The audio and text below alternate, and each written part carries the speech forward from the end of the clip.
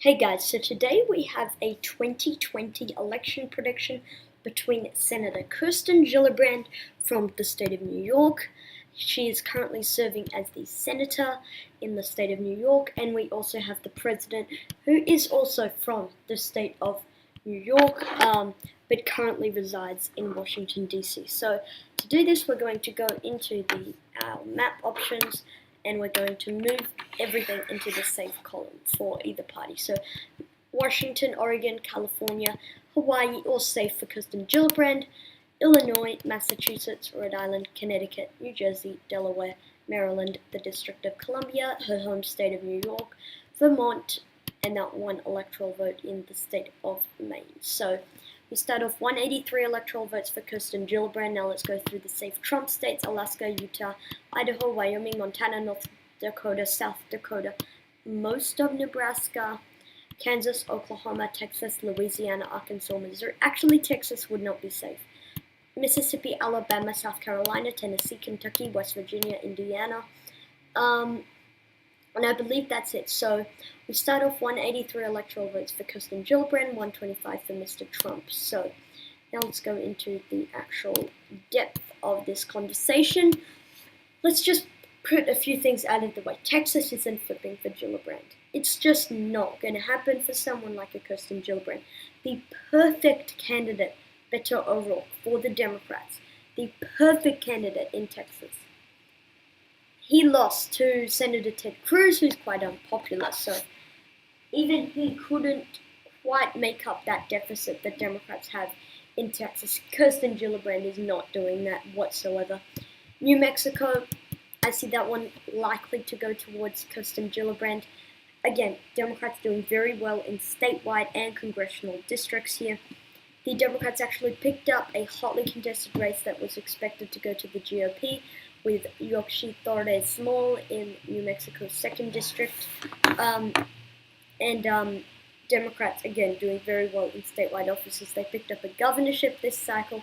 They held on to a Senate seat this cycle, looking very good for New Mexico Democrats. So that's it in New Mexico. We're going to go over, and we're going to kind of do this in regions. So we're going to do this area, then we're going to go up into the south with Florida, Georgia, North Carolina, Virginia, and we're going to go up into the northeast with Maine, New Hampshire, and then we're going to conclude things with the Rust Belts. But first, we're going to go over into the state of Nebraska. This electoral vote is going to be hotly contested, but at the end of the day, I see this one narrowly going towards Mr. Trump. I see it being a smaller margin than with someone like a Cory Booker. But I still see that one narrowly going towards Trump. Again, Democrats had a great candidate, a candidate that could definitely win here much more than other candidates in progressive Kara Eastman. She lost to Republican Don Bacon. So again, like in Texas, it's becoming very hard for Democrats to win in these rural districts and states. So that's it with the state of Nebraska's 2nd District, so we're going to go over into the actual states. So, state of Nevada. This is going to go to Gillibrand. I definitely see Gillibrand winning this quite handedly. She can definitely appeal to the voters in the state of Nevada. Not really, but I still, Latinos, that they're probably not voting for someone like a Mr. Trump over someone like a Kirsten Gillibrand. Even though it might not be their ideal candidate, they would still probably vote for someone like a Kirsten Gillibrand. So, again, probably. Now, we don't know for sure, but probably vote for someone like a Kirsten Gillibrand. So, so next we have the state of Arizona. And I think this could narrowly go towards the President Donald Trump. And again, reasoning behind this, he can appeal to these white voters in the state of Arizona. It's becoming much more competitive, but I still see the state of Arizona leaning towards the president at this point in time. Again, things do change in politics, but at this time, I see Arizona going towards Mr. President Donald Trump. So, next we have the state of Colorado, and like its southern counterpart in New Mexico. I see this one likely to go towards Kirsten Gillibrand. She can appeal to the voters. Doesn't seem. That's my pen cap that just fell down. Anyway, I'll pick that up after I finish recording the video. So, done here, we're going to look at our electoral vote. 203 for Kirsten Gillibrand in an area that was kind of Democrats are improving, let's just say, and then 175 for Mr. Trump. So where can Mr. Trump make up his ground? He can make it up in Florida. That gets him over Kirsten Gillibrand just with that one state. Again, I see this being quite competitive, but at the end of the day, retired voters, they normally vote Republican, and they're probably not just voting for the Democrat, for someone like a Kirsten Gillibrand, right? There's my pen cap gone again. Yeah, I see Florida leaning towards the president, another state leaning towards the president. Georgia, Kirsten Gillibrand, not the kind of candidate to win in Georgia. You need someone like a Stacey Abrams. You would need someone like, someone who can really appeal to these Georgia voters much better than someone like a Kirsten Gillibrand would be able to do. Another state leaning towards the president. North Carolina, I see leaning towards the president. And again, same reasoning as Georgia. You need a better candidate for the Democrats than Kirsten Gillibrand. You need someone like a Barack Obama. There's a good example.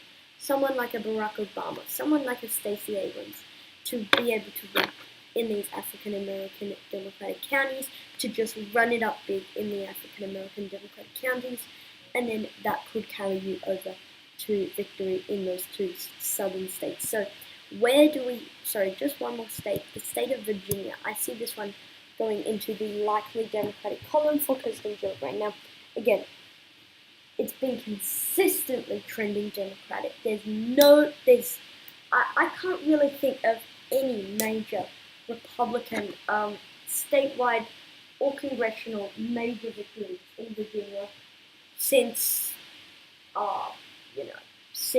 something like a 2004, which was the last time it went Republican in a statewide presidential election.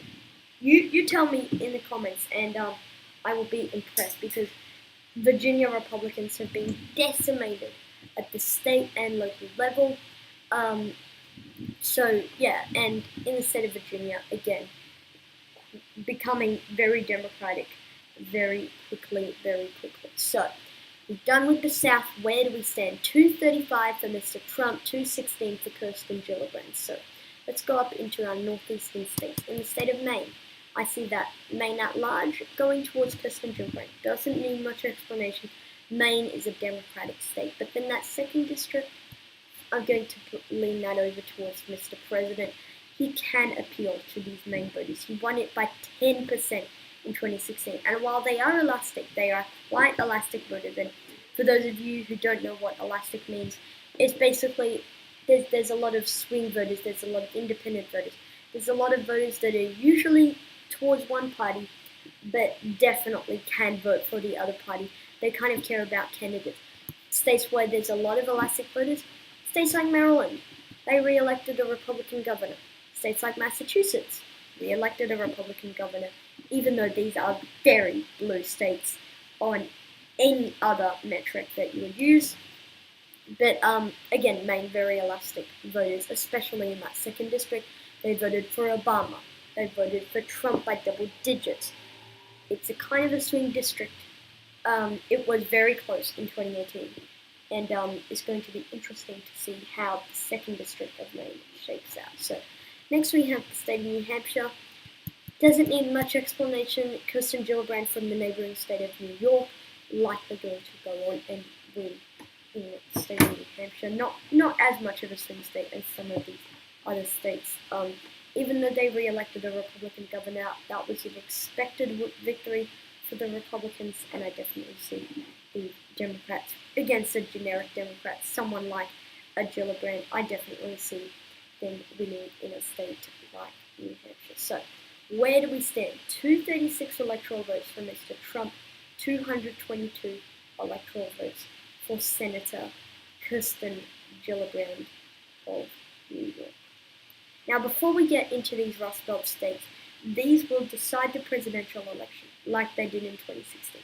Now, in 2016, you will remember Hillary Clinton was a former senator from New York.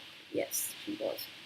Kirsten Gillibrand, she's the current senator from New York. When Clinton resigned, Gillibrand took her place. Gillibrand is heavily associated with Hillary Clinton. She has been deemed a Hillary 2.0 at times.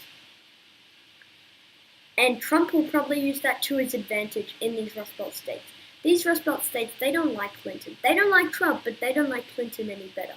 And they're again likely not going to vote for an establishment Democrat. Pennsylvania, I see being very close.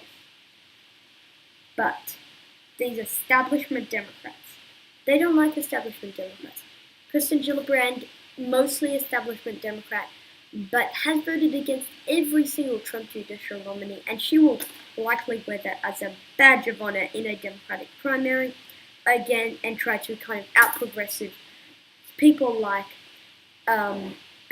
Senator Bernie Sanders, try to out-progressive people like a Kamala Harris, try to out-progressive people like an Elizabeth Warren. So that's also something else to note. But Pennsylvania, this is Democratic territory. This is traditionally Democratic turf. And at this point in time, I see Pennsylvania being extremely tight. But at the end of the day, I see Pennsylvania ever so narrowly going towards Kirsten Gillibrand. They don't like establishment Democrats, but they are unlikely to re-elect a president that really they don't like. And Pennsylvania is a traditionally Democratic area. With Pennsylvania comes Ohio. Ohio is a traditionally swing state but has been trending Republican in recent years. It's been viewed as this kind of swing state, but really these days it's not really. It tends to definitely lean towards the president in this instance, right? And that it doesn't really need much persuasion that Ohio would go towards Mr. Trump and the Republicans. So next up we have the state of Michigan, going to be very tight. But at the end of the day, same argument as Pennsylvania. I see this one actually going narrowly towards the president. Towards Kirsten Gillibrand, the senator from New York. Next up, we have the state of Wisconsin. The Rust Belt is going to have a split decision this election. I see this one going towards the president. It went for him the most in 2016. The Republicans are strongest in the state of Wisconsin out of those three states. Even though they narrowly lost the governorship, they were kind of expected to lose that governorship with Scott Walker. And I see this one ever so narrowly going towards the president against someone like a Kirsten Gillibrand. Next up, we have the state of Minnesota. Not really much question that this would go to the Democrats since Michigan's going. Minnesota probably going to go. So this now means that Iowa decides the presidency.